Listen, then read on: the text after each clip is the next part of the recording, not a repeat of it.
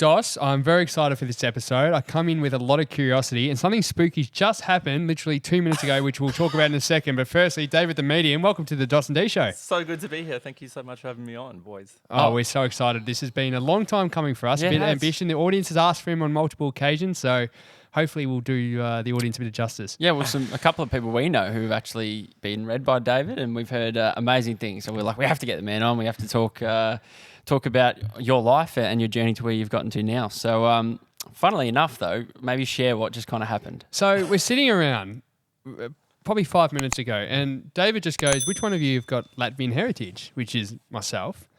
And I thought straight away in my mind, I'm thinking of my Instagram, I'm like, there's nothing there that's got Latvia. I'm like, I don't have any tattoos. I'm not wearing anything. There's nothing around me. And I said, yeah, I'm got Latvian heritage. I said, how the hell did you know that? I'm thinking as he looked at my Facebook, but nothing's there. So how did you, what comes into your mind for that to make such a bold and correct comment? Geography is a really big thing for me. So even when I'm sitting down with people and in a real chilled state, I'll kind of get flags or I'll hear like languages or sort of things like that. So Spirit just likes to draw in on that. God knows why they brought it up, because it's not really like dominant part of your life, I guess, to be very fair, but it's just something, it's like a little party trick sometimes. Oh, absolutely. We're very, starting from the start, where did it all start for you in this game? Because you said before, for us, it was such a shock when that happened. And you said it was a shock for me when it first happened as well, when you started working out that, this was going to be your career. Yeah. I mean, for me, it's really interesting. So I'm in my mid-30s at the moment, but I didn't know until I was 24 that I actually had the ability to be a psychic medium. So it wasn't something that I grew up with or something that I didn't see people at the end of my bed when I was a kid or anything like that. I was a natural skeptic. I didn't actually believe in it. I wasn't raised religious necessarily. I didn't have a view of the afterlife. I just kind of thought that when we died, inverted commas, that was it. But I was always open-minded to it, even though I was so obnoxious and so black and white as a man in my early 20s. But I got recommended to go see a medium by a work colleague that I worked with. So my background's actually corporate. I spent basically 12 years of my life after school working in corporate, predominantly legal. Right. And got recommended by a work colleague to go see a medium. Went in really like, I'm not going to tell her a thing. If she asks any questions, yes or no answers. And this was kind of before social media anyway. And she blew my mind. Like the stuff that she was bringing up was really crazy, like recounting conversations I'd even had with people. And she said to me on the first time, she goes, "You realise you can do this?" And I was like, "No way." And she's like, "I actually thought you knew, but 5 minutes after talking to you, I realised you've got no idea." But long story short, she ran a mentoring class. It was at her house in Berwick on a Wednesday night around the couch. Did that with her, forced myself to go because I didn't really want to go to start with, because I was a bit sort of, not uneasy about it, just a bit like, oh, whatever kind of thing. Still so obnoxious, even though she'd literally proven it was real. And long story short, did mentoring with her for 2 years, and turns out I could do it. I believe every single person can do what I do. There's nothing necessarily special about me, I say. Everyone can sing. Maybe not everyone sounds like Pavarotti to start with. Some have a natural ability to sound like Pavarotti. Some need singing lessons. And so did the classes with her. I was reading people on the side, but predominantly working in corporate, all through my late 20s. And right before I turned 30, like fate would have it, I say, universe kind of just changed. Like I was in a real toxic fucking job, and that sort of ended, and just moved to Port Melbourne, and life was all up in the air. And even though I was working in corporate, I was still reading people 1 or 2 times a week, just even on evenings or weekends. And they started like, I ended up leaving that real shitty job, and clients were starting to message me being like, "Oh, do you ever have availability during the day?" And I was like, "Well, yeah, I kind of do." And then it honestly exploded. So I've been doing it full time for nearly 7 years now. Wow. We're going to dive into all of that shortly, and I'm really interested to hear aspects of your journey, and especially at the start. It's going to be interesting. But before that, you mentioned all of us have the ability of somewhat of a psychic ability. What is that? Just to break it down, because we're going to have a lot of skeptics, I'm sure, listening, and even to a degree, probably us. We're going to be skeptical in some aspects of it. So what does that actually mean to have some kind of psychic ability, like really breaking it down? Yeah, well, I think when everyone pays attention to it, like everybody has gut feelings, everyone has instinct and intuition on a lot of things. Like even if you're not necessarily classing it under the spiritual umbrella, we all sort of have extrasensory ability. Like I'm sure you boys can think of circumstances in the past where there's maybe been real coincidental things happen, or suddenly you'll just get this real gut feeling to call someone, or you feel like someone's about to text you, pick up your phone, you get a text message come through.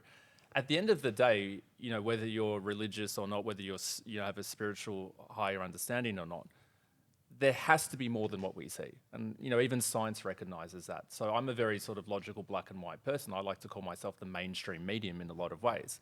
But everything is energy, and that's not necessarily a spiritual thing. Like even science understands that. And energy is everywhere, and energy can also be manipulated at the same time as well. So when we essentially cross over, it doesn't just stop existing. Like even science understands that, everything doesn't, gases will turn into liquids and everything like that as well. So from the perspective of the physical body crossing over, well, where does the person go then? It doesn't just stop existing. So that's really where it comes with for me. But, even for me, like I said, I wasn't raised with the understanding that I was, a sort of a natural ability to sort of communicate with the afterlife. But my intuition as a child was always really spot on, and I had such strong gut feelings on everything, and I'd have like crazy dreams. And I think skepticism just comes from a lack of understanding. It doesn't mean that there's a right or a wrong. It just means that maybe you haven't been exposed to it. My biggest thing of all that I want every single person to know, it's not supernatural. It's actually just supernatural. Like it really is. Like I think pop culture necessarily hasn't helped the mediumship game, because especially Western pop culture, because it's all about horror movies or weird old ladies in velvet reading a crystal ball, which maybe does happen in the suburbs, but I don't do it. But like, but it is really something that is a part of every single person. Like I believe before we're here, we all came from somewhere, and we're all going to go somewhere after this. Whether you believe it or not, there's something more out there. And I think the human aspect of us likes to think that we know it all, especially as guys as well, because a lot of us live in our egos. I think girls are definitely a lot more sort of grey, so they sort of see a lot more different angles, and maybe that's why females in general are more open to it. But from a male perspective, like I said, I think we like to think that we know it all, and what we see is right in front of us. And I was exactly the same before I had that experience.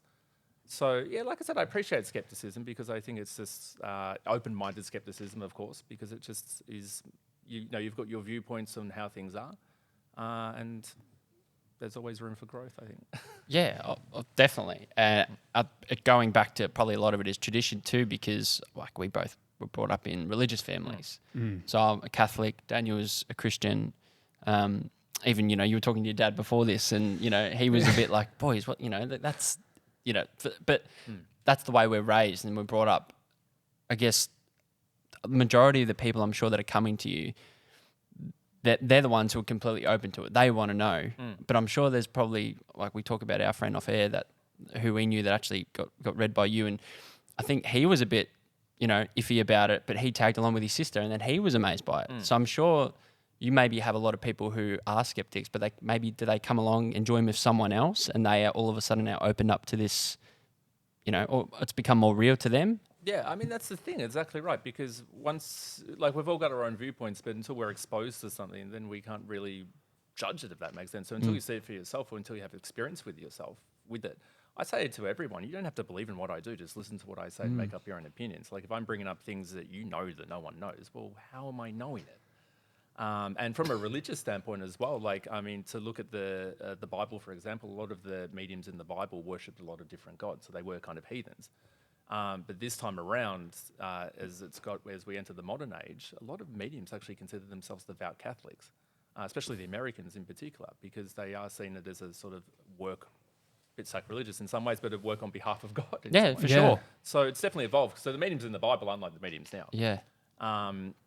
But yeah, I think it's all about experience and just being sort of open to it. I mean, I think there's not one single person on the planet that can know everything. Yeah. There's maybe things that I don't necessarily have belief in, but just maybe because I haven't been exposed to it yet. Just going on that religious point first too, just because I'm really interested in this part. But why do you think there is a bit of not contradiction, that's not the right word, but it's frowned upon in the church a little bit? Is it because it's a different avenue than, say, the church would want you to, say, pray? Like, it's like the way I look at it from more of a logical point of view, when I look at all of it like mapped out, I feel like it's the same result we're kind of getting in some ways, but it's the different avenue of doing that.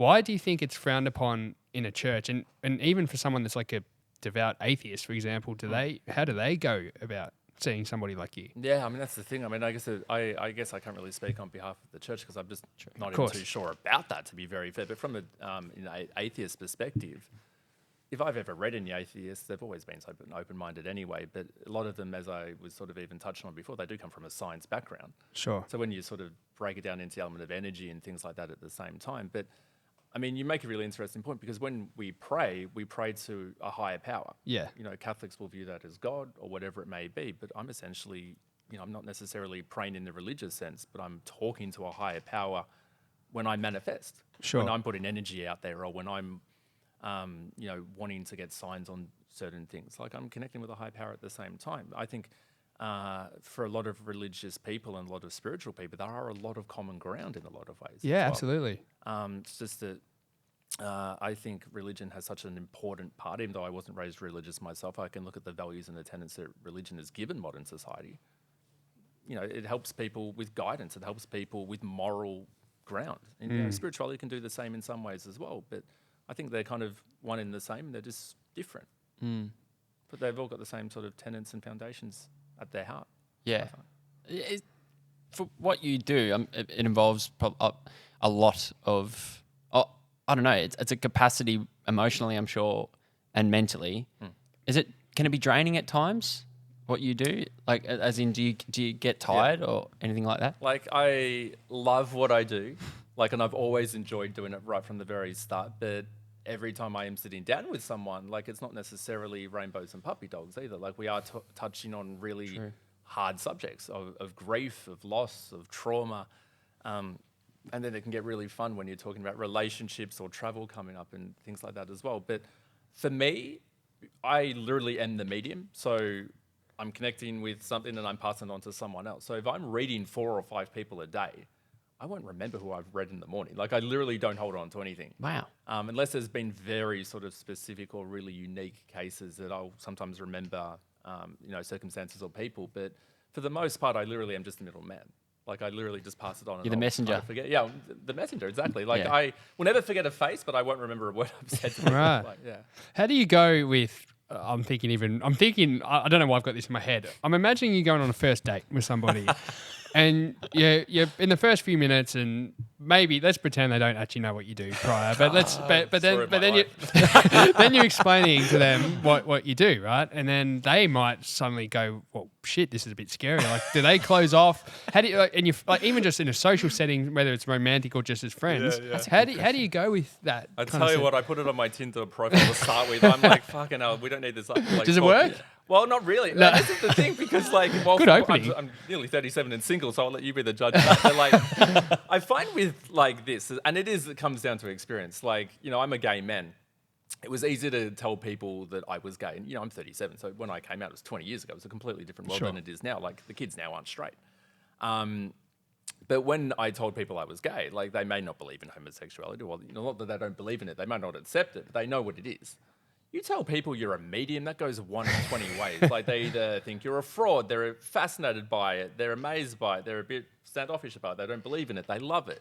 So it really can go one of 20 ways. It really, and especially when you're dating. So that's probably not having much luck with that if I'm still single at 37. But it's good to sort of just put it out there first and foremost. Yeah. I guess there's a lot of single people from past relationships that like to tell straight up that they've got kids. Like, it's sort of like, by the way, I'm a medium. Like, Yeah. Well, I'm wondering if they're thinking, all right, this is going to last a long time, or this is, I don't know, that they're worried about you already knowing or think what's going to happen before it even evolves. And people, because maybe they don't have a bigger understanding of it, which I can accept. I mean, you know, 99% of people haven't been to a medium, really. Yeah. People are always worried, and I probably haven't given you a good example because I've literally read you before, but like, not read you, but like sort of flag. Yeah. When people I'm sitting down with, they automatically assume I'm reading them. And it's just simply not the case. Like, my boundaries are rock solid. So when I'm reading someone, I'm David the medium. Outside of that environment, I'm back to being David. Like, I'll walk down the street and I have such a strong barrier that I won't hear, feel, or see a thing. So what you're saying essentially, is it a switch that you can just flick on and off? Kind of like a switch, and this is based on energy and frequency at the same time as well. I say it's kind of like a radio. So when you're tuning in a radio, like you're changing the knob.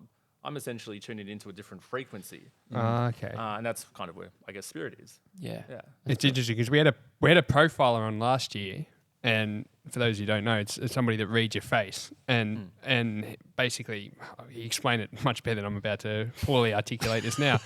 But basically, the way your wrinkles are on your face, your facial structure, how you smile, how you look at things, Expressions. the expressions, he can read you and tell but he was doing that during the podcast was on without us even knowing. So it's nice to know. It actually helps me relax a bit that we're not being the frequency's turned down just a little bit for now. Yeah. But tell us about once you tapped into your ability and you started pursuing that, I would love to know about that very first person that you saw. How were your nerves in terms of reading somebody in an accuracy point of view? Well, even now when I sit down with someone, like I've got that inner like doubt that I'm not going to feel a thing, or it's going to be a waste of time. Like even though I've done it full time for 7 years, that's the thing. But I remember the very first spirit I ever, inverted commas, connected with, and that was in the mentoring class I did in Berwick.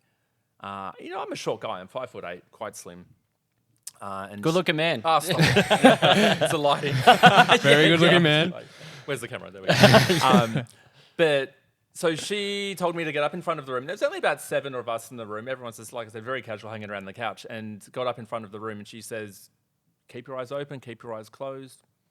Just say whatever you feel. If you hear anything, if you see anything, just say it. And I remember I got up there, I'm like, oh, this is going to be a fucking waste of time. And I closed my eyes, and I suddenly felt like I was towering over the room, like as a really tall man. And I was like, oh, hold on, this is like a bit weird.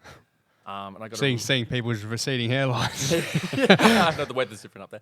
Yeah. And I got a really sharp pain in my heart, and I was like, what the fuck's going on? So I mentioned it, and the mentor started crying because she's like, that's my ex-husband, and he never comes forward in readings. So he was in his late 30s and died of a heart attack, but he was 6'8" or something. Very like tall. That. So very tall. Wow. Guy. So I was like, oh, there is something to this. And the very first, so I started off first and foremost because I didn't want to go straight into being like David the medium. So I would read friends and family, or not so much family, but like friends and their family, because people I was comfortable with, but I knew them, but I didn't know them. If that makes sense. So it kind of grew from there. Like I was sort of sitting down with friends and connecting with things that they knew that I didn't know, and I didn't know about them either. And then I remember I read one of my friend's mothers, and she goes, that was so good. She goes, you should do this professionally. She goes, you should get out there and do that. I'm like, fuck yeah, I should. Like, I enjoy it. And it was really, and whether this is, it's been a big growth journey for me as well. But at the very start, I saw it as kind of like a bit of a party trick. Yeah. Like I used to go to be at a nightclub on a Saturday night, have a few drinks and get pissed and read someone on the dance floor. You know what I mean? Like just randomly, like it's a bit of spiritual arrogance really, but... I used to use that trick. I used to pretend I read palms. I used to go up to girls and say, I can read your future. And I'd say, gee, something in the next kind of hour, something magical is going to happen in your life. You're going to have a very short fling. But it's nice to know someone does it for real. Yeah. He's not a fraud. Yeah. Sorry, I cut you off. No, I love that. Oh, that's funny. Well, how did that work for you? Yeah. Successful. They knew I was bullshitting, but it was successful. Yeah. They're like, oh, okay. Yeah. A large portion of your clientele, I'm sure, are they people that wanting to connect with people that have passed on? Is that what a large portion of those clients are, or those on the wait list, or people that you do read? Is that what they are? Yeah, so predominantly it is connection with those that have crossed over. Okay. Yeah. So, I mean, I am a medium, so a medium means that you can communicate with those that have crossed over. So I'm connecting with family and friends. Like, I'm not bringing forward Princess Di, unless you knew her, but like, she's not gonna come forward. And then I am also a psychic, which means that I have the ability to foresee and predict future timelines. So my profile in Australia, for example, really grew because I was talking about COVID about 6 months before it existed. Wow. Things like that. Okay. So... but yeah, most of it is definitely wanting to connect with loved ones that have crossed over. Especially over the last few years, there's been so many, everyone's in a bit of turmoil themselves about sort of guidance. So there has been a lot more sort of questions around, future guidance and, work and relationships especially. So on that then, you're dealing with grief. Grief is such a strong, powerful thing that so many people go through each and every day. I find it really interesting that you say, because this is your job, this is what you do, you go from one to the next. People must show so much in those Zoom calls you do now, and I'm sure when you do it in person. Do you find it hard to not attach to someone's emotions and feelings? I just got really weird deja vu then. So did I. Really? Yeah, right then. I was expecting the lights to go off. Actually, I was more or less asking, like, did you find it hard when you were first beginning to then detach yourself? Because you're a human being, I'm sure you really feel emotions and to other humans. Have you found that easy? Did you find that easy or difficult detaching yourself from the feelings that they might have been feeling? Such a great question. I've never been asked that, and it's such a good question. Yeah, I think at the start it was quite confronting as well because I knew I had this ability that I could do pretty well compared to most people, but I didn't have like a grief counseling background. I didn't have a trauma counseling background. I didn't even really understand it from a huge spiritual perspective. So when you're in that one-on-one environment with someone and it is really raw, and I go hard very quickly as well because I'm not sort of being like, how's your day? How's your day? I'm like, your mother's here. Like, that's a really confronting thing, especially for those that don't have a sort of a higher understanding necessarily. So it is something for me. I found it was coming from a place of comfort and love. When I'm connecting with a spirit, they're coming forward because they want to tell you they love you. They want to talk about your life. So in a lot of ways, it's very cathartic because it can be really healing for people at the same time as well. But my biggest thing is, and if I can leave the world with everyone I've come into contact knowing this, is that they never leave. Like, your loved ones are with you every single moment that you want them to be there. And if I can sit down with someone for 45 minutes or an hour, and I like to think give them beyond all reasonable doubt and proof that they are still with us, then that can do more healing than sort of 12 weeks of therapy in some ways. How does it? So in the way you view things, I just want to get an understanding into what you kind of see when you close your eyes. So, I'm like, the way I'm kind of envisaging it, there's like a line between here on Earth and everybody that's alive, and then there's a spirituality line, and there's people. When you communicate with them, how does it work? Are you sending out frequencies to the spirits to then bring them into the I'm butchering the question. No, but it's a good question. I'm but trying I to know what you get mean. I'm trying to get an understanding of how it actually works in a more of a theoretical kind of style. So in terms of the frequency element of spirit, like, they are around us right now. Aliens are probably around us right now. We just can't see them. Yeah. So it's all about different sort of frequencies. So when I read, I don't even know how I do it, to be very fair, but my brain just switches. So for a lot of mediums, if we're hooked up to a brain monitor, it will actually show our brain waves go into the same level as light sleep or dreaming. Okay. But I'm obviously consciously awake. Right. And that's why when you have dreams of your loved ones, it's actually them, because everyone does that. Oh, really? Yeah, 100%. There's no doubt for me. So when I read someone and my brain switches, I see, hear, and feel. So when I usually read someone, to go into what you were talking about before with the facial expressionist, I actually close my eyes because I don't want to see their reactions. So if I'm saying something like, people sometimes don't have a poker face, so they're like, oh yes, then I know I'm on the right track. So I actually either close my eyes or I don't make eye contact. But it also helps sort of. I just got really nervous. Is your heart rate increasing? A little, yeah. Mate, now's not the time to be nervous. It's when you're doing naughty things and your ancestors are watching. That's when you're going to be nervous. You probably got a tingle down your right side. Jeez. But so I have the ability to see, hear, and feel. So I'll close my eyes. I'll picture this exact same room, but suddenly there'll be people here. Right, okay. So like, obviously I close my eyes, picture you two. There'll be people behind you. Hearing, I can hear. Usually they will use my own inner voice to talk, but sometimes I actually do hear their voices, and it kind of sounds like they're at the other end of the wall yelling out at me. And they will use my brain like a library. So the Latvian flag, for example, but. They can use my own memories, pop culture, general knowledge, geography, if it's relevant or special to either of you or both of you. But they'll just randomly pick things out to show. But it is a game of translation as well. So sometimes Spirit will show me symbols, but I know what they mean now, which is just over practice. And feeling, I will feel emotion. So if they're happy, I'll feel happiness around things. If they're annoyed by things that are going on in the physical, I'll feel that. If they have a heart attack, my heart will get sore. If they have cancer, I've got symbols for cancer. Like Alzheimer's will give me cloudiness in the mind. And it all sort of combines into being David the Medium, all at once. Wow. Yeah. That's amazing. Like it's really interesting. So from a theory point of view, like what you used that word before, when you put it in those terms, it makes more sense. Like it's not like you're just getting told all these different. You've actually got symbols that you actually align certain things that have happened, which is just amazing. Yeah, and there's recordings of me speaking other languages at the same time, though.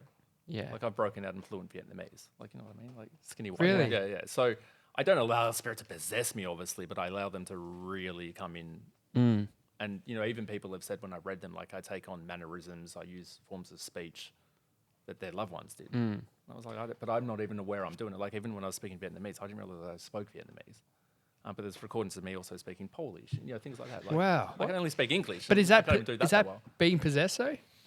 If Well, it's it's not, allowing- if it's not, how does it work? Well, I'm still completely in control. I just allow them to come in. Okay. The language thing kind of does throw me off because I don't obviously speak those languages, and it's not in my brain anywhere either. So Yeah. Is that the same with tongues then? Like when people speak in Speaking tongues? tongues, Yeah. Is that the I would probably say, similar yeah. thing? Yeah. Right. Because I remember my aunties, one of them can speak in tongues, and like Yeah. that actually aligns with that more. Like it's almost like it's a language that you quite don't understand. yeah. Yeah. And she's religious as well. Yeah, Catholic. So she's speaking ancient Armenic or something. Yeah. Yeah. Well, because there's people in my family that speak tongues too. It's amazing. But it's Which I found it quite bits intimidating. Well, I get when people from the outside too, they go, Yeah. well, what's going on here? This is because we had on 6 months ago, we had some paranormal investigators on, which was an interesting conversation for us. We actually went and did some. Investigating. Yeah, with them. we still have to put Voice them. is so open. What are you guys? we love love it. this. That's This what is we so said cool. about the show. We got a YouTube video coming hopefully soon that we need to put together of us actually with all the Doing it. devices, and that was really interesting. Yeah, but gosh, now I've thrown off what I was going to say. Sorry. Wait, well, I was talking about tongues. So you were talking about your family. Yeah, no, tongues. there's something before that. I'm sorry, I've lost train of thought completely. It's about ghosts. Yeah, no, it wasn't about ghosts. Oh gosh, no, It's sorry. funny, we were talking about Ghost with Rob Mills earlier, but Ghost the movie. Sorry, I've gone blank. Oh, I don't Totally. have a specific question, but gosh, now you throw me. I was Yeah, waiting no, for you to sorry, do the I don't question. know why the hell I've gone blank. That never happens ever. Yeah, With your family, like, has it been interesting for your family? And now I know you've been doing it professionally now for 7 years, but for them, it's to some of them, your family friends, is it something they can ring you and go, oh, can you do this for? I want to connect with. Like, is there a bit of that? Like, your friends and family want to utilize your. I don't know. But do people say powers? Like utilize your Kind of like a gift. your I'll say, gift. yeah, Like but everyone's got it. But it's- The friends and family latch on and want to jump on. So I can't connect with my own blood.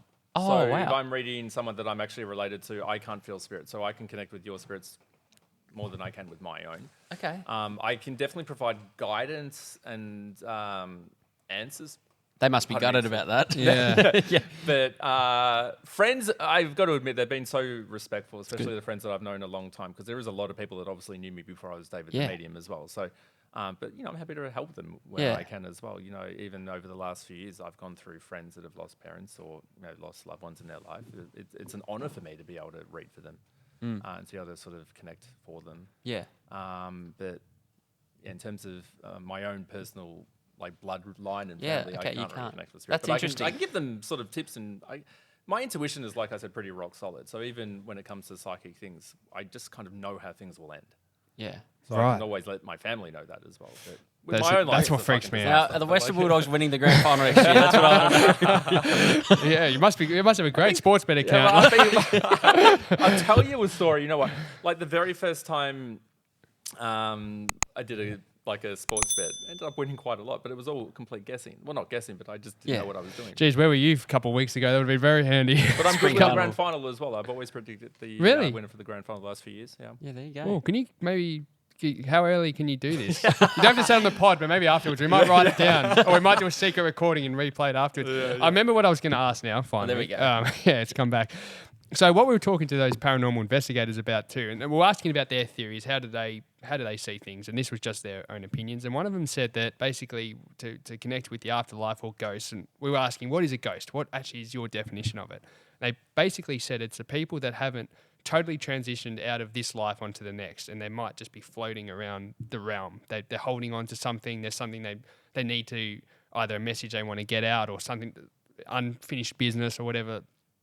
When you're trying to connect with somebody specifically and you can't connect with them for whatever reason, what in your mind is a reason why? Is it because they've transitioned on to the afterlife or the next life or whatever it is from there? I, off the top of my head, can't think of any. There's sort of one circumstance where I just haven't been able to connect. But that Okay. was, I honestly, even now, don't know why. That was pretty early on in my career. But Okay. I just never felt anything. So you're that- relatively confident that when somebody says I want to connect with someone specific, you will be Oh, able. 100%. Okay. Especially if they Okay. actually say someone specifically. Yeah. There's no doubt that they'll be there. Do you think then that's why there's people that don't like the aspect of what you do, because you might be dragging somebody that's passed on back into here and now? I'm not dragging them. They're already here. Yeah. Okay. Yeah. 'Cause Interesting. like I said, they're already around us. Yeah. And this is what I say to my clients as well. Like, I don't open a door for them to walk in. Like, they're already here. I just actually talk to them. Yeah. From the spiritual perspective of, you know, the paranormal hunters that said that, you know, they're sometimes stuck in the physical world or they can't move on. In my experience, that isn't necessarily correct, because so this is where we have like spiritual chats. But Sure. before you come into this realm, we'll call it Earth. Well, it is Earth. So before you come to Earth, you have a soul contract. And I think the biggest question everybody has, it's like, well, what's the meaning of life? Like, why the fuck are we all here doing this? Yeah. Because it is quite random and pointless, It's really, when crazy. you think about it. Yeah. And the meaning of life is essentially soul development, because the soul has to come to this realm because it's going to learn things, it's going to grow, it's evolving, and it's transitioning in its own way. And before you're born into this life, there is what they call the soul contract, and you sign off on it. And it says, okay, this is what you're going to learn this time. This is who your family is. I believe that our family connections have always been our family connections, even in past lives. And essentially, we sign off, okay, yep, done, born into it. And life is classroom for the soul. Like, this is like us coming to high school, but it's in a grander scale, because we're all learning things and we're all gaining experiences. But the soul always knows what it's here to do. And it doesn't leave the physical world before its time. And sometimes that's tragic, because sometimes people are too young, in our view, to cross over. Or sometimes their death is actually really fucking tragic in terms of the circumstances of how it happened.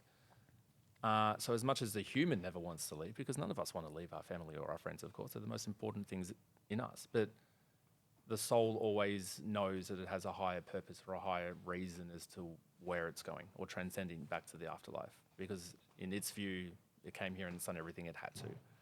So from a haunting perspective, the spirits won't hang around because they've transitioned on. What does hang around is their energy. And you don't get hauntings in, you know, pet shops, you know, beautiful, happy places. You get hauntings in places where there's really negative energy. Prisons, psych wards, you know, hospitals, those unhappy places. Yeah. Schools. Graveyards. Well, Yeah. school. Yeah. Well, St. Leonard's in Brighton's haunted. Yeah. Is it really? There's a little drop for you. Sorry to Gosh, anyone I from used St. to Leonard's. spend a bit of time there. Yeah. But it's usually where tragedy occurs, or where there's real negative energy that the human has in that one space, that when the human crosses over, the energy is still left behind. So again, this is actually science, because if I put my hand down on the table and lift it up, under the right camera, like UV cameras, you'll actually still see the imprint of my hand, because I've left my energy behind. Gotcha. So when you're in a prison for 5 years and you've just fucking murdered 5 people and you're really fucking toxic, then you can only imagine what your prison cell turns into energetically. So people with extra sensory ability or paranormal hunters, they will go into that prison cell and suddenly it will spike. I see. You're not necessarily feeling the soul of the person that was there, but you're definitely connecting with the energy that's left behind. Interesting. So can I just jump in one more? Yeah. In terms of, where do you sit with like stimulation theory? Like, and like, I know it's a weird question, but like, you're talking about soul contracts, and I don't know if that means, do you believe then our lives are predetermined, or how much impact do we have in your personal view? Do we actually have, or is it all predetermined? Like, I believe it's actually both. So I Okay. think the key parts of our life are predetermined. What we do have free will over is the path that we take to it. so just take a step back. So those key elements, is that what? Marriage? Is that kids? Is that The job? really big life events? Yeah. So Okay. for example, me being a psychic medium, like that was pre-written. Gotcha. Marriage, bringing kids into the physical world, really defining jobs, really defining moments in your life Sure. that really help shape who you are or shape your journey is already pre-written. Right. Because that's what the soul is learning or gaining by going through that experience. But I say life is kind of like a triangle. So imagine a point at the top. Yep. That's the unavoidable fate part of your life, or the point of your life. And all down the bottom is the pathways and the options you can take to it. But whatever path you take will inevitably end up in the same point anyway. I see. So it's kind of both. There is fate and destiny, but there's also free choice and free will. Here's one for you. It's not about the doggies again, is it? No, it's not. Can you give your take on what happens to us when we die? I believe it is what we would call heaven. But I also believe that when we cross over, that's not the final resting spot for us, because the soul will then go on to multiple journeys. From my perspective, it's exactly what we would imagine heaven to be in terms of the religious sense, because it is incredibly peaceful. Everyone I've connected with is so at peace. They're so happy. They're free from any negative human or physical emotion that their body went through, or that their life on the physical world in their journey on earth went through. And they're all together. And I believe that they will, I call it the waiting room, not so much heaven, but they will all be together waiting for us to rejoin them again. And I believe that we don't transcend to another higher level, or we don't get reincarnated until the last person who knew us personally on earth actually crosses over as well. Wow. So we wait, so we always wait for our family and our friends. And something that's really important to remember as well, time doesn't exist in the afterlife. So we measure time, but dinosaurs didn't measure time. Like, time is a completely human invention. So in the afterlife, for them, it's like 5 minutes. They're watching over our lives. I was going to say, they're probably looking at some people who are living to 100 plus going, hurry up. Hurry You know, up. Well, in like- some ways, yes. But they also knew that person was going to live to 100. So Yeah. Wow. they're able to watch over our lives, and they're able to see everything as well. But I had a really interesting point, but then Spirit interrupted. It's really interesting you say that, because one of my biggest fears, Dave, is eternity. The idea of that. Yeah. It's always freaked me out. And even coming from a religious family, you go to church and, you think of, when that day happens, you're in eternal glory, in God's eternal glory, as they would say. But eternity, like, freaks me out. Oh, that scared me too. But you saying that, Time like, doesn't exist. it doesn't exist. Yeah, because we're seeing it from a human perspective of what we imagine eternity to be. But once the soul crosses over, we're returning to the true form again, which is essentially the collective energy. So once we all leave up there, you got to imagine sort of one big bubble. We're all going back to the bubble. And that's no time there. It's our natural form, to be very fair. Does it then loop back when everybody's there then, in your opinion, does it then loop back, we go back to Earth, or is it a new dimensional plane, or we don't? One of these things that we'll never know until we're actually there again. Yeah, the human true. won't remember. But yeah, I mean, I definitely believe in reincarnation. So I believe that the same souls can come back to Earth, or to do more lessons again. But yes, it's one of the biggest questions, and I think it's one of these things that we're not going to know until we actually cross over ourselves. Do you believe then? What do you think of then hell, right? Because I don't know if this is just a religious thing, that heaven and then there's hell. And I was always told you can't believe in God without believing in Satan. You can't believe in heaven without believing in hell. Is there a hell? Do you believe in a hell? Or is that just a... It's really funny, but a lot of spiritual people think Earth is actually hell. Yeah, well, I've heard that too. Because This is where it's actually quite hard. This is where the negativity, the darkness, the heavy emotion can be. I definitely believe in the positive higher power, and I think common sense says that there would be a negative sort of controlling power as well. Is it, the view of the devil necessarily? Is he red with horns? Maybe, maybe not. But I definitely believe in a version of the devil, and I think the devil is the human shadow side. The impulses that we act on that are really dark or really negative. That can be sort of the internal version of hell. Hell is an actual place I don't necessarily believe in. Again, might be proven wrong one day. Hopefully not personally. But let's hope not. I've dedicated my life to helping people. How the fuck did that happen? Why it's so hot in here? But all the good people will be down there, so it's okay. Yeah. But so I believe in a version of heaven, but I don't believe heaven is the last space, and I don't call it heaven myself. And I think hell doesn't necessarily exist in my perspective, but I think there's a lot of aspects of it in the physical world as well on Earth. Can you debunk the myth? And I'm sure there's so many people that say are skeptical of your industry and what you do around, because people would say, oh, well, before you see them, they jump on social media and they look at your Facebook, your Instagram. Can you just debunk that for us? Well, I didn't even know your guys' names before I got here. That's a good I'll point. Let you judge when I read Actually, you, that's a good call. Yeah. Even when I meet boys, I'm like, well, you knew us as dos&d. I knew you as dos&d. I was like, well, that's probably not their actual name. But yeah, I mean, this is the thing. In the social media world that we live in, you can probably go on people's Instagrams. You can go on their Facebooks. You can, LinkedIn, TikTok, whatever it may be. And you will find out things about their life because we have made it so public. 95% plus of what I talk about. And I'm happy to read you boys later on. You can be the judge for it, but it's not things that you would necessarily find online because it's actual. Like, okay, we talk about our good parts of our lives. We don't talk about the traumas we're going through. True. We don't talk about the fucked up things that have happened in our lives. We don't necessarily, well, some people do, but we don't necessarily put it out there daily on our Facebook page. So a lot of what I connect with as well, like I said, it's more so things that are going on in your life right now. It's more so things that happened when you were 10 years old. It's emotions that you're thinking. It's things that you've actually got going on that you haven't even told anyone about. They know because they can connect with you. But and there's also the element of me being a psychic. Like no one, like that's not written anywhere, to be very fair. Like that's connecting with future timelines that aren't existing right now. But you know, I like you. It's an interesting point because I will be like, oh, you've got 2 kids. I was like, well, yeah. If I was to go, you know, deep diving into their Like you have Facebook the or time for that anyway. well, You know? I'm so lazy anyway. And I actually do have a terrible memory. Like even as we were talking about before, I can't remember who I read this morning. So it's sort of like if you want me to remember everyone all day, it's not going to work very long. But yeah, there are things that you would find on if you were to go On on the someone's socials, Instagram. yeah. On the socials. But yeah, like I said, 95% plus is not things that you would necessarily dare to post about or not dare to post about it, but you wouldn't post about it. I'm also bringing up family names or, you know, things like that as well, because I like to pride myself on being very good with names. So if we're talking about your, you know, arguments like your great grandmother, well, where have you put her name on your Instagram? You know, that's the thing. That's true. Yeah. Yeah. No one That's really a person talks I'd about love them. to Yeah, connect with. What are the, like, it's probably twofold, but what's the most common thing people that come and see you are looking for in terms of that response they want to get? What's the, is it peace? Is it, what are they looking for? And secondly, what's the most common message that comes back? Yeah, wow, it's a good question again. So I think the thing that people are most seeking when you've lost someone in the physical that you completely love is you want to know that they're okay. Yeah. First and foremost, you want to know not only they're okay, but they still know what goes on in your life.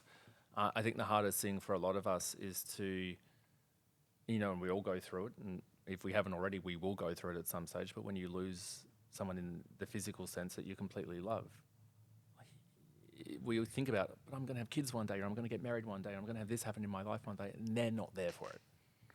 So my whole thing is if you can sit down with me and I can show you that they're there and allow them to show you that they're there, it's not actually me that's doing it, that they can provide you with some sort of peace moving forward in your life, knowing that your loved ones have crossed over in the physical sense, but they never actually left you. Gotcha. And that's the biggest thing of all for me. And then in terms of, what was the next part of that question? Like the most common message you get back. Honestly, every single reading is different because Okay. it honestly depends the intention that people come for, to be very Sure. fair. So, I mean, as we were saying, I mean, a lot of people come because they want to connect with loved ones that have crossed over, but then there's people that just want to know about relationships, or they want to know about work and things like that as well. But you can't future just things. future things as well. But you can't just say I want to connect with Michael Jackson or Not unless you knew in person. I was always a big John Lennon fan. Wouldn't that be fun? Well, we'll see. But, well, you know, actually, after I just said you won't connect with them, you don't know them. Yeah. Chopper Reed. Wow. He loves attending spiritual circles. What? okay. So multiple spiritual circles and sort of mentoring classes have had Chopper Reed come forward. Wow. I've had Chopper Reed in one of our mentoring. I can courses sense a as bloke well. with no ears. Yeah, literally. But he's the most cocky. Like Really? in his spirit, Yeah. he's such a cocky, confident Really? guy. Like, yeah, so...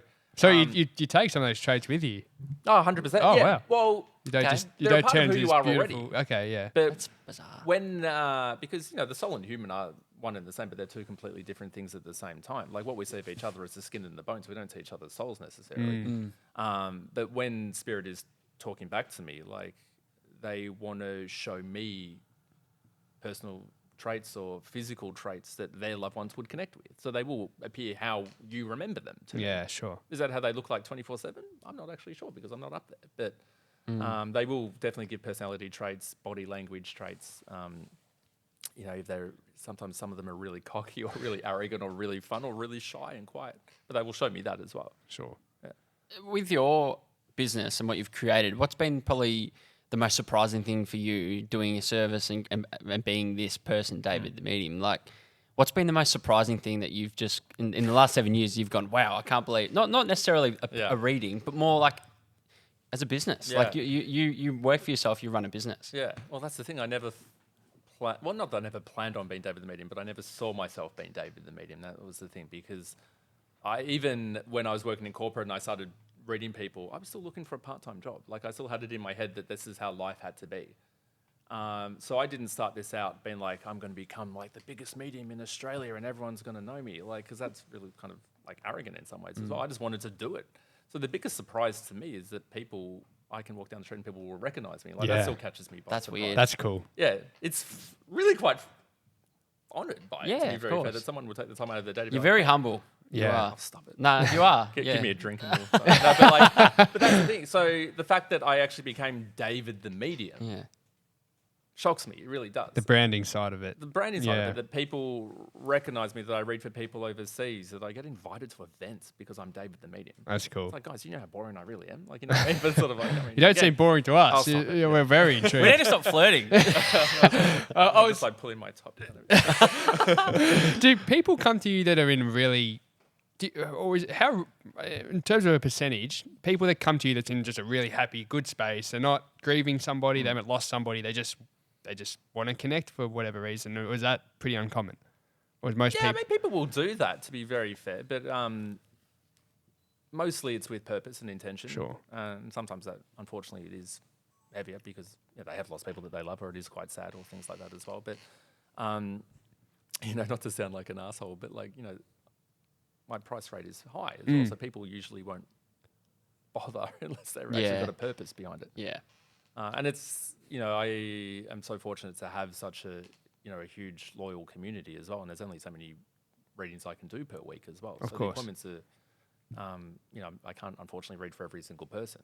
Yeah. So Well, it's so interesting because obviously you knew, our friends that have seen you, my cousin has seen you, my sister's on your waiting list. Really? Like, there's like, it's so interesting that we're sitting in front of you because there's people in our lives that clearly like they love what you do and they follow you, and what you put up on social media is more than just what you do. It's who you are as the brand. Is that a key element of the business too? Is putting things on social media that aren't just about you as the medium? Well, I didn't get Instagram until 2017. Okay. And by that stage, I was like, well, I can't be bothered having a business one and a private one, so I just combine them both. Yeah, good decision. I should also add in, my readings are completely free, by the way. My time and my energy are not. So that's something for everyone to pay attention to when you've got something that There you go. is Can you simple. repeat that? Sorry, one more Yeah, time. so my readings, when we sit down for the 45 minutes, my readings are completely free. But the time and the energy that I've created over a decade to put Sure. into it is not. Gotcha. That's So- what I think. I think about, that's why I asked you the question earlier about, like, you must get tired, because it's emotionally, it's very, like you said, raw. Yeah, and I mean, I've created really strong sort of, coping mechanisms sounds weird, but it kind of is like coping mechanisms in my own way. Like, I'm very good with self-care and sort of, taking the time back to sort of decompress and chill. But Spirit also protects me as well, because I kind of say it's like being a doctor or a nurse. Like, you can't take it home with you because it wasn't mine to begin with, so it's not actually fair to anyone for me to hold on to that on their behalf. But, so I love what I do, though, so it's easy at the same time. Yeah. Would you ever go full circle and one day teach people that want to do what you do in the future? Is that something you've It's considered? Definitely in the plans. I would love to be able to do it. Like, it's just about finding, I guess, the right sort of circumstances. Like, I want to be able to dedicate the right amount of time to it. You want to get the right people in the class. Like, but it was something I would love to do. Yeah, cool. I do think about it, but I wouldn't even know where to begin. But it's really funny because every time I've actually gone to plan it, like, the universe has had other ideas. Like, I was actually going to run a class in 2020, and when we couldn't even leave the house in 2020. Yeah. So your little But things. you like knew that was going to happen. Well, yeah. Well, I could see people in masks. I didn't realize. Well, we'll blame Dan Andrews for the rest of that. But sort of like. But it's definitely a longer term plan. I would love to be able to help other people that have maybe they already know that they have an ability and they want to grow it or things like that as well. Yeah, As I was saying before, everyone can do it. Yeah. We I sat find that- down and we did a 12-week mentoring course. You boys would be mediums by the end as well. Wow. Well, I don't know where to go with that. Yeah. Another element to our business already. Yeah. Well, as we sort of come towards a close, like this has been totally fascinating, but I actually just want to hear a little bit more about yourself away from that. So we see David the Medium, we hear about you and what your work is, but when you're not working, what's your life like? What do you do? I love traveling. So that's Okay. been a really big thing over the last few years as well. So it's also good for decompressing and de-stressing to just get out of the environment. So, yeah, no, I like traveling. I'm very close with my family, like my immediate family. I like to call myself an introverted extrovert. Or no, extroverted introvert maybe. Yeah, no, that one makes more sense. Yeah. Extroverted introvert. Nothing better for me than even just sitting on the couch on a Thursday or Friday night, eating shit and watching TV. Yeah.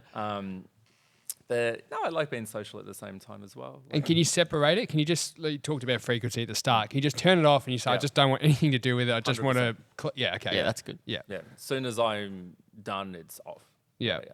But do you use it also, I'm thinking, like, you're traveling, do you use it almost as a bit of a protective layer and where you're going to go and what you're going to do and who you're going to hang out with? Their or- intuition, absolutely. Yeah. Yeah. So that's, it's the same sort of thing, that really. Yeah. It's pretty cool. Actually, leads to this question then. Do you feel guilty if you use that that gift of yours, like that, being able to be somewhat psychic and predict? And do you feel guilty sometimes using it for your own like pleasure? Like I'm sure, or leisure. That's probably because this is what I'm picturing. I'm picturing you in Europe and like you're working out where to go for dinner, and like there's lines at every restaurant, and you're like, I reckon there's not going to be a line at this one, so I'm going to go to that one. Car parks, I've done You know, that. or car park spots. I've actually you know? done it. Yeah. Well, like I said, I'll teach everyone else how to do it as well. Yeah. Yeah. This isn't some secret club. I want everyone to be a part of it. Yeah. Not with the parking spot one. Like, I just want to be able to do that by myself. I don't Yeah, need no, you're not giving everyone those to tricks do my away. parking spots. Yeah. Yeah. Yeah, but that, I mean, Like you don't feel guilty to use it for yourself sometimes? well, not guilty. No, that's good. I'm all about that. No, I'm it's just like, yeah, if you've got an extra ability, use Why it to your not? advantage. I Yeah, would exactly too. right. Yeah. There's always been sort of circumstances as well. Like, my friend and I, we were traveling Europe in 2009, so a long time ago, and we were in Budapest and we were going down to Croatia. And we both woke up that morning, and she wasn't psychic. Well, even I wasn't at that stage. This was 2009. I didn't know until 2010. And we were in Budapest. And we both woke up that morning, and we both said to each other without thinking, "Let's not leave today. We'll just stay in, Budapest another day." And we're like, "Yeah, cool." So we even had train tickets booked. And we're just like, "Oh, fuck it, like whatever. We'll just stay here for a bit." That train ended up crashing. What? Killed 11 people, and everyone on board was actually injured. So, but again, I didn't know. But it's really interesting to see where the universe will place you in certain circumstances. Like, I nearly got killed in a terrorist attack in America, where I should have been in a nightclub that got shot up. Oh, right. But again, fate would have it that we just went. How long ago was that? 2016, the Pulse nightclub shooting in Orlando. Yeah, I was in America around that time. So what told you, was it laziness, like I don't feel like going out now, or was there something that said don't go? The Like weather avoid it? of all things. See, this is the Okay. thing, because it wasn't necessarily a psychic thing, but I had a friend of mine who wanted to go to Orlando, to Disneyland. Yeah. And we were in Miami at the time. And I'd just been with the girls in Vegas, and they were like, "Oh, let's go to a gay club." I'm like, "I don't really like the straight clubs in Vegas are so much better." So they were like, "Okay, we'll go up to Disney World. We'll hang out for the day there, and then we'll stay the night in Orlando." And they're like, "We'll go to a gay club in Orlando." I'm like, "Yeah, cool, all right. If you guys really want to go, You we'll go." sound keen. Yeah, so I was like, they were more keen than I am. So Googled it, Pulse nightclub. I was like, yeah, looks cool. Booked accommodation near Pulse nightclub. Booked the car. I can drive in America, so booked the car. Woke up that morning really early because it was like a 3-hour drive up to Florida, or up the coast of Florida, and it was pissing down with rain. And I said to my mate, I'm like, I'm still happy to go, but we're going to be in Disneyland in the rain. And she's like, whatever, we won't go. And I was like, yeah, cool, okay, fine. So ended up just hanging out in Miami, went out in Miami that night, went home, woke up to the news that the nightclub that we'd booked to go to, or the one that we were going to go to, got shot. So yeah, guy walked in with a gun and murdered 49 people. And I instinctively know that if we did end up going, they would have been killed and I would have survived. I just know it. Wow. Yeah. Do you do people, I'm just thinking, like, what would somebody hear from you that would make them take action? If somebody said to you, look, this relationship isn't going to, they're not going to be the one you're going to be with for the rest of your life, that brings it to a premature end. Have you had instances like that? And how do you feel about that if obviously they're certain that this is the one? I don't know why I'm using this example, but you're saying, look, it's not. Your path is elsewhere. And they choose to take that advice? How do you go about that kind of? Yeah, I mean, it's a really interesting point that you raise as well, because there is kind of that boundary in some way as well. Like, I decided very early on that if I ever felt something or wanted to say something, that I wouldn't filter it. But again, there is some mediums out there that are kind of bullshit at the same time as well. Just yeah. like there's bad doctors or there's bad real estate agents, whatever it is. I mean, there's some bad apples in the game as well that can really sort of send people down the wrong way. I can't speak on their behalf, but for me, when your loved ones connect, they're coming forward to help provide guidance and clarity or support, or just wanting to talk about things that you want to talk about with you. So they always do it in a very diplomatic way in some ways as well. So especially with relationships, they will maybe point things out that maybe the other person wasn't aware of. I have actually told people that their partners are cheating on them, Right. but I've been Okay. able to show how, when, and why. Not to say, she. Oh, cheated. right. And they're like, oh fuck. So, but So in that a would lot be of tough. yeah, well, and it is. That's the Yeah. thing. But in a lot of ways, Spirit will also pass on things that help you understand your own strength even more. So there are a lot of women that I read, especially, that are in really shitty, abusive, bullshit relationships with guys. And then their loved ones will come forward, but like, you're a good woman. Like, they really sort of help build the confidence in some ways by some of the things that they can mention. Then they realize their own self-worth even more. And then they'll end the relationship based on that. But yeah, Spirit will... It's fascinating. Yeah, it is. And like for me, it's sort of like, like I said, I'm just the middleman. I'll just pass on whatever they want you to know. But people have left jobs, they've moved house, they've Yeah. left relationships. Yeah. Wow. This is like, if it could be brief, I don't know, but off the cuff, would you be able to provide a bit of a, no, I don't want to say reading on us now, but like, Which company's going to sponsor us next year? That'd be great. How much should we go for? no, but more like, I'm just thinking to give the listener an example of what it looks like. Like, this is going to go to YouTube and it'll obviously be full audio, but like, just to give a bit of an idea on like what the process is. I don't know if that's something you'd be open to doing, or we don't have to. It's Yeah, I'm happy to. okay. God, I've got so nervous all of a sudden. And you're up as well, Bailey, given that you're in the room. So I read for whoever's in the room. Okay. Right. He's Okay. like, oh, fuck. But, okay, let's go. So even because I was feeling things already anyway. So even before we got here, apparently you both were speaking that it was mostly going to be about you anyway. So whether, like, I don't know whether you were just thinking that or whether you were thinking that, but in terms of when Spirit was going to come forward, that was mostly going to be about you, Wade. So when I walked in, you had two older males and a very strong female standing right behind you already. When I sort of, when we started talking, you could definitely feel them as well. So there was sort of the validation about conversations that you were having this morning, wondering whether I was going, not I being me, but being them, whether I was going to be here as well. There's a reference of referencing Voldemort, or the name Voldemort. Older male. I don't think that's with you. That's with you. Definitely the two males.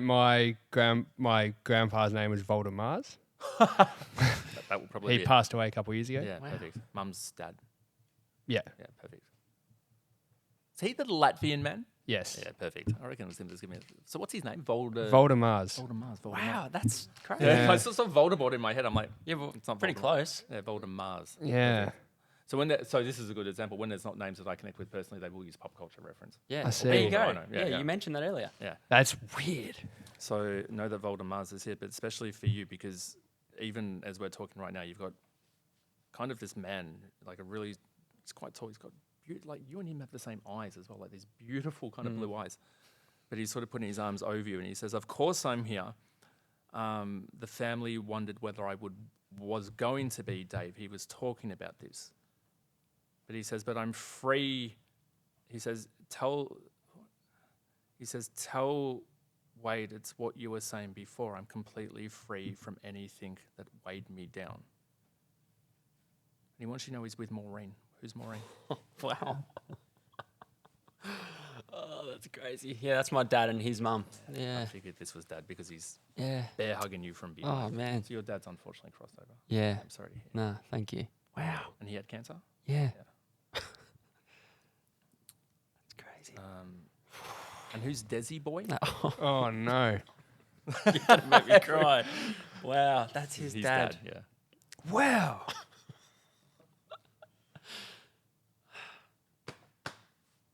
That's so nice.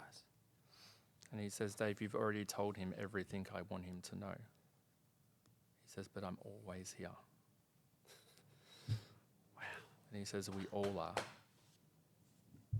And I think you mentioned before that you were Catholic. Yeah. Because he references, he says his funeral went on forever. Yeah. That would probably be like Catholic mass. It did. It did. It went on forever. His went on extra long. Yeah. Yeah. But he was really proud about the crowd that he had. Yeah. Because he said he had more people than he expected. It was big, wasn't it? Massive funeral. Biggest funeral Yeah. I've ever seen. Mm.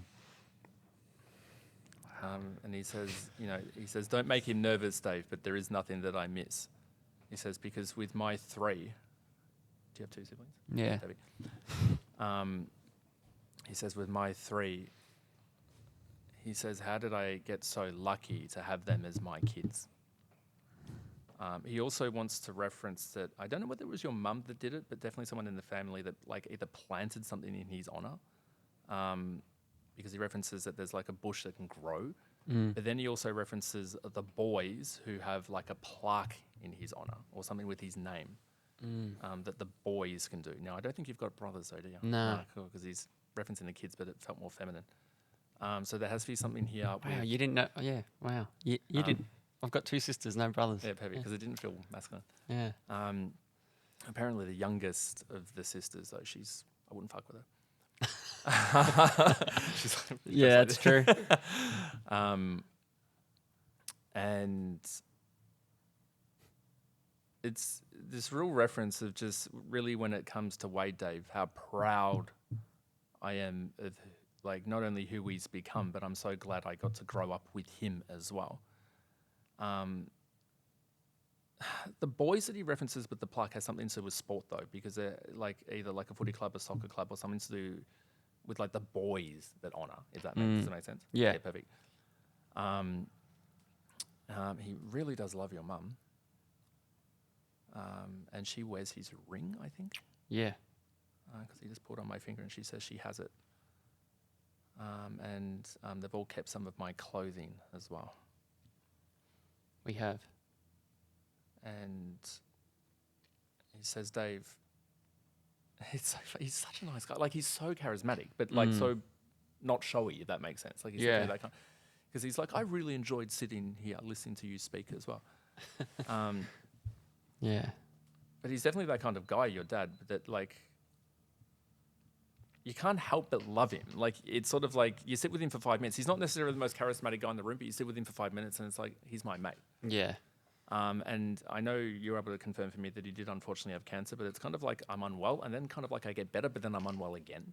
So it's kind of like this bit of this journey, but he does reference everything for him happening really quickly towards the end of his time in the physical world. Yeah. It was really fast. Yeah. Yeah. Like he got diagnosed and then within 8 weeks. Yeah. Yeah. Abdominal? Liver. Yeah. Yeah. Right where there. my hand is. Yeah. If suddenly like I got punched. Wow, like you're that. amazing, Dave. Wow. Desi boy was your grandfather, wasn't Yeah. he? Yeah, Desi loves you as well. Oh my gosh. Days off. Maureen's just kind of sitting back like she's. Yeah. Voldemort. So I don't think your dad met your grandfather. Well, maybe they did. I don't know. But they're kind of like grabbing each other's hands and like, yeah. They definitely wouldn't have met. No, yeah, because that's what I was thinking. I was like, I don't think the old Latvian man's going to meet your dad. No. But he's also sending love to like Esme. No. He calls her Aussie. Esma. Ida? Ida? Is that your Saigo? Mudita? Osma. I've got it. Osma. Who's his wife? Who I call. Okay. Sorry, I call her Osma. Oshma. That was. It's a Latvian word. It's probably my fault. I thought he was saying Esma. Yeah. Sorry. Now it Like makes sense. Esme or Osma. Yeah, Osma. perfect. So that's your grandma. And she's Okay. still outside, is that correct? She's still with us. Yeah. Because he's waving down at her. Oh. One of you also has a great grandmother here as well. And great grandparents don't come forward unless they met us. I think that's me. Yeah, perfect. Yeah. On that side of it would have to be. So this is mum's dad. This is mum's side of the family again. Yeah. And where's Gary or Greg for you? Gary is my dad. Your dad, perfect. Yeah. but my great grandma is. I never met my great grandparents on dad's side, No, it's his mum's but I was very close to very close to my great grandma. Yeah. Well, she again looks at you more like a son, even than more like a grandson or a great grandson. And she again references the girl. Mm-hmm. Do you have two sisters or one? Two. Two, perfect. Do you have a brother as well? No. No. Yeah. Yeah, because they both got the two sisters with the boys. And this is interesting. I mean, he speaks English anyway, I would dare say, but for everyone listening as well, even if your loved ones never spoke a word of English in the physical, they will to me. Because the soul will communicate in any language that it wants. But definitely for... don't tell me your dad's name. We haven't said your dad's name, have we? Did we? I think you did. Did he? No. No. I was trying to think of that before. You said. You Desi. said you just said Desi. Oh, Desi. That was your grandfather, like Yeah. Desmond, I imagine. Yeah. Maureen was But the the fact that you said Desi boy, like I that's know. what everyone That's called him. that. Well, that's what that your dad nearly, called him. Yeah, That that's what nearly, Dad called him. that nearly made me fall off my chair. Yeah. Desi knows you. Did you get the chance Yeah. to meet? Yeah, perfect. Yeah. Cool. Because Yeah. he sort of just put his hand down on your shoulder as well. So Yeah. Desi's moving between. Oh my god. Yeah. He, because it was Dad that called him Desi boy. Yeah. Because he put his arm around his father and went, Desi boy. Maureen, like she's annoyed by both of them, but she's also happy with both. Like, you know, she's like these fucking guys. This is crazy. Well, I tell you what, if ever I've had any doubt of skepticism, it's literally just been flung. I know. That is insane. Might want to cut this part out. I don't know if I'm throwing someone under the bus. Oh no. Oh Dad's god. like, even I feel awkward saying it. no. Oh no. No, but Dad's like, he's got the big dick. The big dick. I was like, That is so funny. so it's like, you don't have to answer that. No, well, you. I can answer for him if you want, Dave. Yeah, that would be Dickie talking to Dos. Yeah. Is Dickie your dad? Yeah. Oh, That's probably. That's that'd be probably right. it. He's got the big That's dick. probably what he's saying, but But knowing your dad, he would do that tongue in cheek too. he would. But He that's would- my dad's name, Dick. Yeah. oh, like Richard. Richard. Like, okay. Yeah. Okay. It's like that big dick. No, but that Yeah. might be more related to Dad than my penis. But For any Sorry, girls Dad. listening, no, Sorry, it was Dad. talking. Do you have a girlfriend? yeah. Oh, I was about to say, for any girls listening, it wasn't talking about his dad. No, you've got a girlfriend. Because Dad was referencing the girl by your level. So I was like, if you are single, you're about to meet someone. But you've already got a girlfriend, it's fine. But really from... Can I call him Richard instead of Big Dick? Yeah. But really from your dad, it really is just down to you just really wanting to send love to his girls, which are the three, which are going to be your mum and my daughters, his daughters. Incredibly proud of the whole circle because it's this element of like, I'm so glad that they still talk to me, which will probably be even praying, I would say. Who's Phil? Philip? Philippa, my sister. Philippa, your sister, perfect. I call her Phil to Yeah. piss her off. She'll live overseas one day. Oh no, That'll she's happen. literally just signed a. She's just got exchange. Oh, you she's go. about to. Okay. She's about to go to Denmark. Yeah. Is she? Yeah. I didn't know she whether just you got knew that or accepted. not. Okay. No, yeah. Oh, God, I hope. But Maybe we're throwing. I don't know if she told everyone, but she's going soon. in Yeah. January, Feb. When does she leave? Yeah, I believe Feb. Yeah. Well, if it's exchange, it's probably for uni, I imagine. Uni Yeah, so it'll exchange. probably be Yeah. March, yeah. Somewhere around that time. Yeah, because the whole family references Phil living overseas soon. Wow. I didn't know. Well, you already know that. That ruins the fun. The listeners don't know that. But we wouldn't be surprised. I hope her boyfriend knows Yeah. that. Just tell him not to listen until January. So she's going to be shocked by how expensive things are once Europe. But- Well, I'll give her a tip to keep her spending habits down. Yeah, but they're all looking forward to going overseas with her as well. And it won't be the first time that she, but it won't be the last time, pardon me, that she's living overseas because even though she's doing an exchange in Denmark, there's a very strong connection of either Singapore or the United States down her sort of career track. Like, well, obviously, she's still a young lady. Oh, issues with the chest from Spirit right through here. That makes sense because her career is definitely lines up with America. Yeah, perfect. Like she's got a bit of a New York vibe, but it's definitely more West Coast. So she'll have opportunities through the West Coast, which will be LA or San Fran, but she's definitely got a New York kind of Boston vibe to sort of. That's her goal at the moment. Yeah, New York. New York. Yeah, perfect. Earth's capital city, I call it. She have a boy. Oh, she does have a boyfriend. She does have a boyfriend. He'll be listening. He's a loyal listener of the show. Everyone likes you. Him. Hi. Yeah, Yeah. we do. They do. Yeah, sorry. the spirit likes him. Yeah. No one's got a bad word to say about him. And I'm probably going to assume it could be your grandmother, like the blonde, short-haired lady. My mum. Mum, perfect. So again, that would be his daughter. Just saying hello to her. She's too skinny, apparently. That's something you would say. She has lost weight recently. She's looking great. Yeah. But God, He's like, God, mum's gonna be bawling her eyes out. Yeah. no, but he does love his girls. Wow. And he's got Mum- 2 daughters. Yeah, so mum has sisters. or Yeah, sister. one Okay, sister. perfect. Yeah. He goes, the other daughter, not so skinny. Hopefully your auntie doesn't listen to the podcast. No. Yeah. What? We should have waited till off air to do this, probably. I know. Yeah. Well, you can always cut it up. Yeah. Yeah, but Dick in particular just wraps his arm around you. He's like, Dave, just tell him how much I love him. He says, because nothing else matters besides that. It's nice. And he says, because my whole family had the strength, Dave, that when I was laying there not able to communicate back to them, that they all told me it was okay. He says, I can still feel Wade hug me. And he says, I just wasn't, he says, Dave, I wasn't afraid of dying. He says, I just didn't want to leave. That was his thing. Yeah. Because he was so strong at the same time as well. Like, I mean, 8 weeks is so bloody quick. But one of the biggest things is, especially for Lee. My mum's name's Leanne. Leanne, perfect. Especially for Lee calls her Lee. Especially for Leanne, that when it comes to raising our kids and everything, because they are all still so young. Are you the middle child? Yeah. Older? Oh, you know. Middle. You Yeah. are the middle. Spot on.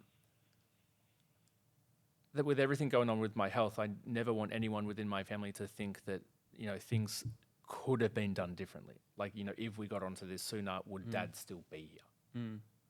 And he's like, Dave, he says, it's exactly like you talked about before. The soul knows when it has to transcend to the kingdom. Oh, the kingdom, such a religious term. Yeah. So he wants to give Leanne and the rest of my family, the rest of his family, pardon me, just a peace in some ways, even though it's still the most tragic, unexplainable thing, and it's not as though we ever heal from losing someone that we love in the physical, especially someone like a parent. But even if the doctors got onto things sooner, if I went sooner, he says, unfortunately, there's nothing that we would have been able to change in the long run. So he says, I want them all to have the peace of knowing, Dave, that at least we did everything right when we could. And he says, even if we got onto it sooner, he says, I just would have been sick. Mm. He says, but I wasn't sick until I was. Yeah. And did you get a tattoo? My younger sister just got one. Yeah, perfect. Okay. Just literally like a few weeks ago. Yeah, perfect. Because he's referencing my younger sister. He said the baby. Yeah. You're the only boy, so you'll always the be the baby baby. as well. The baby with the tattoo. Yeah, I hope he approves. He goes like that. No, he yeah, likes yeah. it. He likes Yeah, it. nah. Yeah. He's pretty chuffed. He wants to know when Danny's getting one. So he's like, why don't you get a tattoo for me? Dickie, I would happily do that for you. I loved him. Yeah.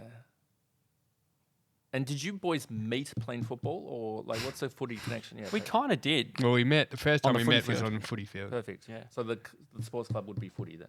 We met playing school footy at Footy, school. perfect. But Yeah. Dicky, we spent a fair A lot of time at the footy football. with Dad. Yeah. Perfect. Mm. Yeah, well, you said this before, but you just showed me a bulldog, which will be the Western bulldog. So I Yeah. imagine that's who he Yeah. married for as well. Yeah, Yeah. perfect. Yeah. It's like, all right. I'm I'm like, you're off, Dickie. Yeah. All right. Please know the whole family is around both of you, and it's really interesting because you're not related. What you're not related? Are you? No. Right? No. Yeah. Obviously not, because your family would be your family. Yeah. But your families get along incredibly well in spirit.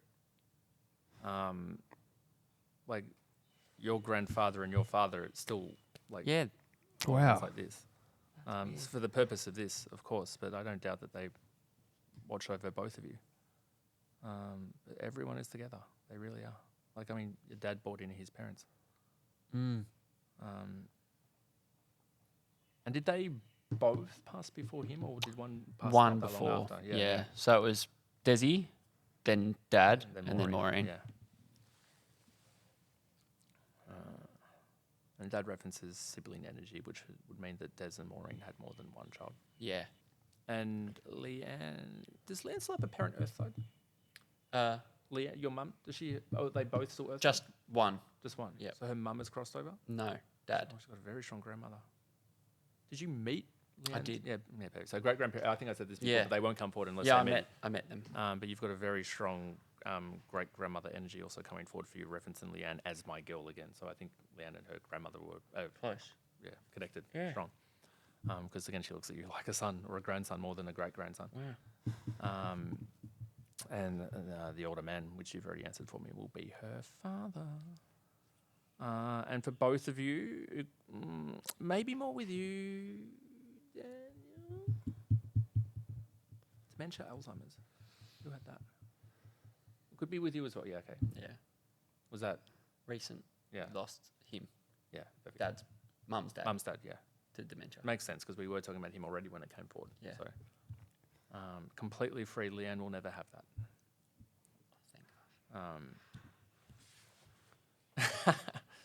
She's a switched-on girl, Dave, but she's always been a bit slow. This is teasing his daughter. Yeah. He was a teaser, mate. Yeah. Real teaser. But he's got the biggest smile on his face, and he really wants to make the point of having all his teeth back as well. So I'm not saying he had bad teeth, No. but he keeps going like, No, like that is spot on. yeah, because he's like, Because when he got so mentally unwell, when you're in the home and his teeth went all funny because they weren't getting looked after. I Yeah. think there's a funny story there. The dentist tried to come in. he told them to fuck off. Yeah, he did. Yeah. Yeah. He did. He says, no, I told them to get fucked. I'm like, okay. Literally. You wouldn't let him near his mouth. No. Yeah. I don't think he has wartime energy, but he's like, they were bloody trying to get me. Like they wanted to take me away. But he was having fun with it as well. Good. Because it sounds really funny, but it's like in a real, like, not funny way. He kind of played up on his dementia. Yeah. Like, I think even at the start, he knew that he had it. So he's like, I'm just going to fucking milk it then. He definitely joked around. Yeah. And he also wants his daughter to know his knees are back to normal as well, because he did have issues with mobility. Okay. But yeah, he loves how good his teeth are now, being back to normal. Weird. And he says, "There's no point crying over me." He says, and I don't want the family to feel that they should be more emotional. He says, yes, it's sad, but he says, he's so matter of fact. He's like, we all lose people that we love. And he says, I'm glad I can show them I'm not going anywhere. Can smell like a real lemony smell with him as well. Could just be the nursing home, to be fair. Yeah, probably. He says, I told them I didn't like it, but he says, it wasn't that bad, Dave. He didn't like it. Yeah. Again, but he knew. So that, Yeah. especially with your mum and her family and even your grandmother, like, I don't want them to feel guilty for having me there because I know that that was the best care for me 100%. because they couldn't look after No, me. yeah. He knew that. Yeah. So even when he's making the point of like, oh, I don't really like it here, he didn't hate it at the same time either. He's like, oh, whatever. Even then, he's like, well, I lost my mind. Who cares? And I'm like, well, it's a good point, I guess. Maybe you don't remember being there. But, you know, even for everyone listening, but especially for you, given that it's within the family circle, those that have Alzheimer's and dementia, completely, they don't know that they've got it. They really don't, because medically we understand what it is. Spiritually we don't, because no one's ever been cured from it. So we don't know what the actual person who has it actually goes through. Right. And they never forget. There you go. So even if they get to the point of being completely non-verbal or in a conscious vegetative state due to dementia, they still remember everything. So talk to them like you're talking to them. Yeah. Let them know everything that's going on in life. Even if they can't communicate back, they still know. And in a lot of the cases, they don't actually know that they have Alzheimer's or dementia. That's a really good tip, I think. Is that the same case if someone's, say, in a coma-like They'll state? Yeah, 100%. Because that was what we were trying to do with my dad. It was like he was at that point, but we just kept talking to him. Yeah, well, exactly what he said. Even though I couldn't communicate back, I want them to know. Yeah. So, yeah, you may be in a vegetative state or a non-verbal state. The ears still work, so they're still absorbing. The soul can still hear anyway. So yeah, especially for those that are in comas, or especially for those that can't communicate, or Alzheimer's and dementia, they're still right there. The soul's completely immune from anything the physical body will go through, and the soul's the one that absorbs. So, they're all clapping. Dad's wishing someone a happy birthday as well. So I don't know whether anyone just had one of those coming up. It's in the white. Don't ask him. He never remembers anyone's birthday. Maybe leave that for Leanne. I was like, who? But yeah, putting it in the wider circle as well. And I want to call him Voldemort, and I know his name's not Nah, Voldemort. that's all right. Voldemars. Voldemars. Definitely the sends love to his girls, especially your mother. Passing on love to your sisters. Yep. Did we say? Yeah, that's right, 2 sisters. And yeah, he's looking forward to going to Denmark. He says the bloody Danish. That is so him. Yeah, it can be racist occasionally. I don't think I've ever heard anyone say the bloody Danish. I know. They're so peaceful. And Yeah. It's, and where's the French connection in your family? yeah, I've got a French connection. Dad's side, half sister and half brother in France. We spent a bit of time over there. So you've got half family in France. Yeah, perfect. yeah. So Gary's other side. Yeah. Yes. Perfect. Is this a reference of? Well, you probably would know where in France they're from. Yep. Lyon. I think close to. My French geography is shocking, but it's south. Could be a smaller town, but I'll reference the bigger towns nearby. Yep. South of France. And did anyone say Hungary, like Hungarian heritage? I was in Hungarian flag. Do you have Hungarian heritage? No, yeah. Anyone here with no, I don't know. It was brought up on the pod this morning for some reason, but It was too, yeah. but With Millsy. Yeah. not with Millsy on a different one. Right. We had a lot of downloads in Hungary lately. That's all. Oh, really? Yeah. I don't know. Maybe it's that. You guys are killing it. Oh, no, I brought up Hungary. I referenced Budapest before. Oh, Ah, Yeah, but Dickie's is like, just grabs it. It's nice.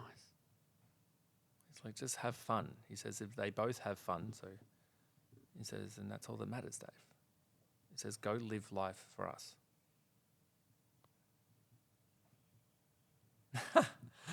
He's like, all right, I've got to go. He says, your grandmother wants to watch shit on TV. So he's like, sort of, That's amazing. but from everyone and from me. Oh, So both of it's nice. wow. they're still there. No, there we go. So when I read it, it kind of feels like I float. Yeah. That's And that's then when unbelievable. they don't leave, like I was saying, but they leave me. And then I just Yeah, kind of sink yeah. back down. I'm like, all right, we're done. Mate, Even I'm crying. I don't know why. you're incredible. Thank Mate, you. that is unbelievable. Thank you. I'll give Thank a hug you. when we Yeah, I stand up. will. Yeah. Thanks, mate. That's And that's incredible. I don't like, we'll talk about whether we air that or not. Yeah. But that was just Look, well, for those, so what we've done is David's very kindly done a reading for both of us. which we weren't expecting which we that. weren't- Yeah. which we weren't expecting.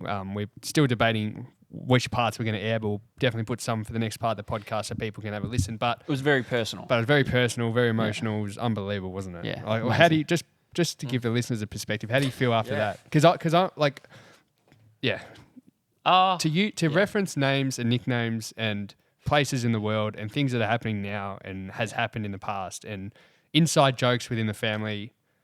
It's pretty amazing, isn't it? Yeah. No, it's a weird feeling, to be honest, I must say. Hard to describe. Yeah, And it I is. think it's one of these things over the next few days when you reflect on it. Yeah. It kind of I'll reflect on that a lot. And it's, probably still feels a bit weird. Like, but everything was just so spot on, and it's such a good feeling too. Like, it was such a good feeling. thank you.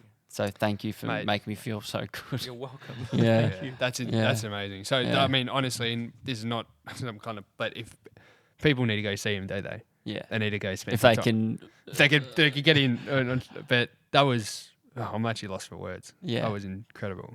or So thank you, Dave. maybe can you share maybe your socials and and maybe promote yourself a little bit, and if you've got a website and where people can go to. How do we get on the waiting list? Yeah.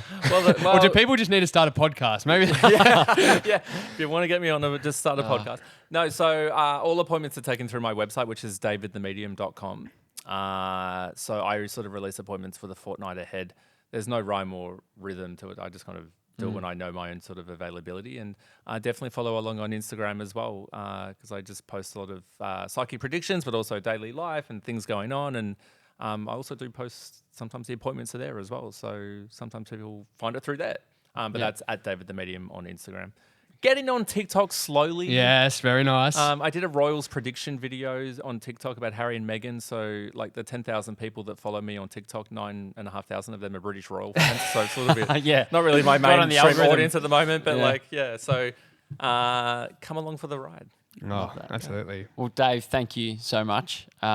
Firstly, for that whole interview. Unbelievable. It was really interesting to hear your story, how it works.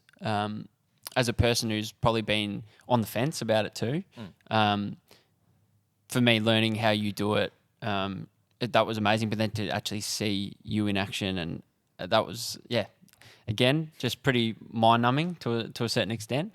But for you to take the time to come here and not only sit with us, chat about just life, but to do that as well, you didn't have to do that. So thank you. Thanks, Dave. Appreciate it. Really appreciate it. Thank you so much. Thanks for the opportunity. Nah. Thank you.